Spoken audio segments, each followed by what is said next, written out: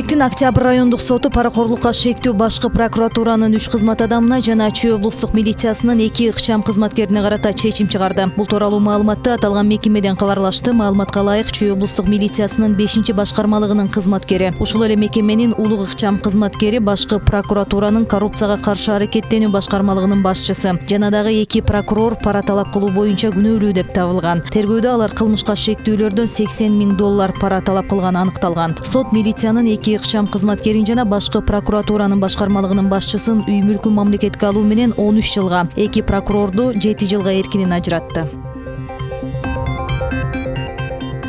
Сулайман Тоо тарыхый археологиялык музей комплексинин жетекчиси Абдыкайым Кангелдиев кызматынан кетти. Бул тууралуу Маданият, маалымат жана туризм министрлигинин басма сөз кызматы билдирди. Маалым болгондой, жетекчи кызматтан өз каалоосу менен кетүү боюнча арыз жазып, ал 19 апрель күнү канааттандырылган. Маалыматта айтылгандай, учурда анын ордуна ким жетекчи болуп дайындала турганы белгисиз. Талапкерлердин тизмеси да аныктала элек. Белгилей кетсек, буга чейин аталган музейдин кызматкерлери жетекчиликтин жүргүзүп жаткан реформасына канааттанбай, кайрымдуулуктан чогулган каражаттарды максатсыз пайдаланып, мекемедеги кызматкерлердин моралдык укугун тебелеп жатканын билдиришкен.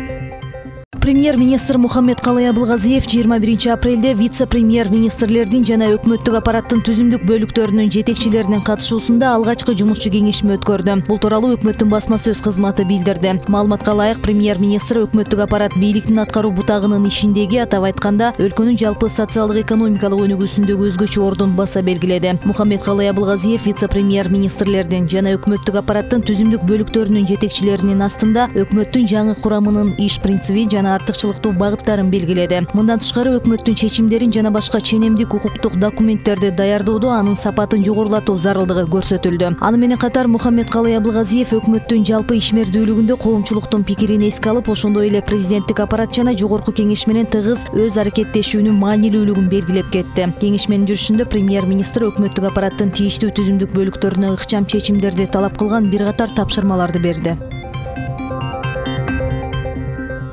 Премьер-министр Мухаммед Калай Абылгазиев Казакстандын премьер-министри Бакытжан Сагинтаев менен телефон аркылуу сүйлөштү. Бул тууралуу өкмөттүн басма сөз кызматы билдирди. Маалыматка ылайык, телефондук сүйлөшүүнүн жүрүшүндө Бакытжан Сагинтаев Мухаммед Калай Абылгазиевди премьер-министр кызматына дайындалышы менен куттуктап, жогорку мамлекеттик кызматында ийгиликтерди каалады. Мындан тышкары эки өлкөнүн өкмөт башчылары достук жана өз ара түшүнүшүү принциптерине негизделген кыргыз-казак эки тараптуу кызматташтыгынын актуалдуу маселелерин талкуулашты. Тараптар өз ара пайдалуу диалогду мындан ары өнүктүрүү жана эки мамлекеттин башчылары ортосунда жетишилген макулдашууларды аткаруунун маанилүүлүгүн белгиледи.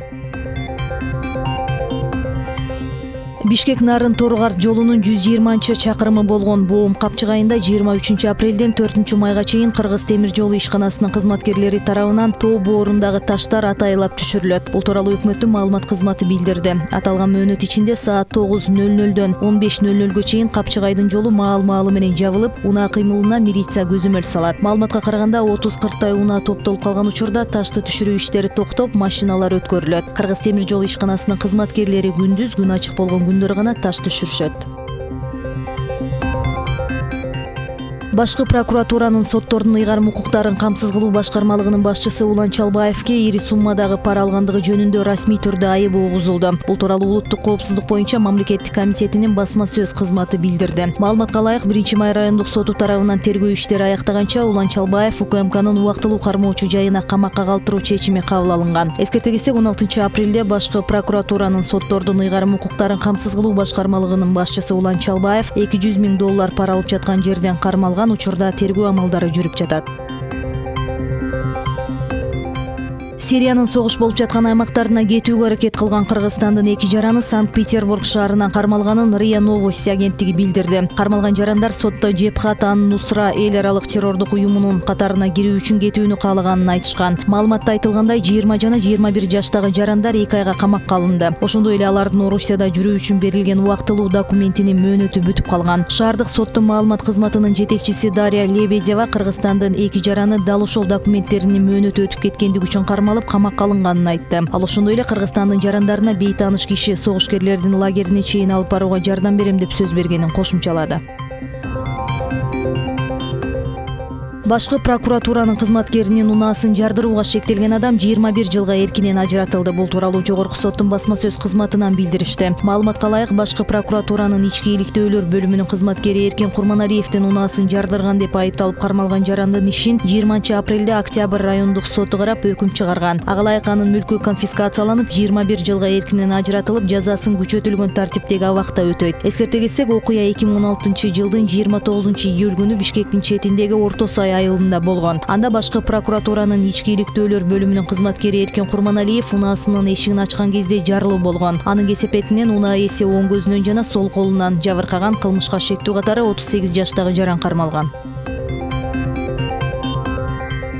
Кечээ 12 апрелде Борбор калаадагы Ак Кулаат майданында Бишкек шаарынын 140 жылдыгына арналган көкбөрү боюнча мелдеш старт алды. Аталган оюнда жалпы эсепте 12 команда күч сынашууда. 22-24 апрель аралыгында тайпалык баскычтагы беттештер орун алса, 26 апрель күнү жарым финалдык оюндар өтмөкчү. Ал эми 27 апрелде 3-4 орун үчүн беттеш өтүп, 28 апрелде финалдык беттеш орун алат. Мелдештин биринчи күнүнүн жыйынтыгында Арашан Көкчал командасын 2-1 эсебинде, Сары Өзөн командасы Четиндини 11-1 эсебинде, Бакубат Талас Афиятты 6-0 эсебинде жана Көлдүк Теңир Тоо командасын 6-0 эсебинде жеңип алышты. Бүгүн тайпалык баскычтагы оюндар уланууда.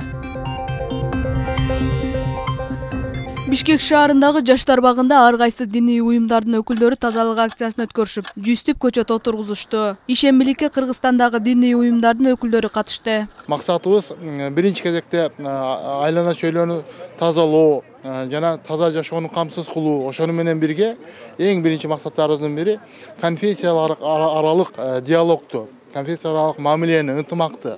Ошол биз динибизге, улутубузга, тилибизге карабастан биз кыргызстандыкпыз. Биз Кыргызстанды сүйөбүз. Мекенибиздин тазалыгын, мекенибиздин өнүгүүсүн каалайбыз деген акцияда бүгүнкү иш-чаралар өтүп жатат. Акцияга дин комиссиясынын кызматкерлери, Кыргызстан мусулмандар дин башкармалыгынын, Кыргызстан орус православ жана католик чиркөөлөрүнүн өкүлдөрү келип көчөт тигишти. Бул бактарга отургузуу деле биздин динибизде, шариятыбызда өтө сооптуу болуп эсептелинет. Мына ошол дарактын көлөкөсүндө адам отурса дагы, же мөмөлүү болсо мөмөсүн жесе дагы бул куштар жесе деле адамга соопчулук жазыла берет да. Дагы эң негизги максат бул жерде мына азыр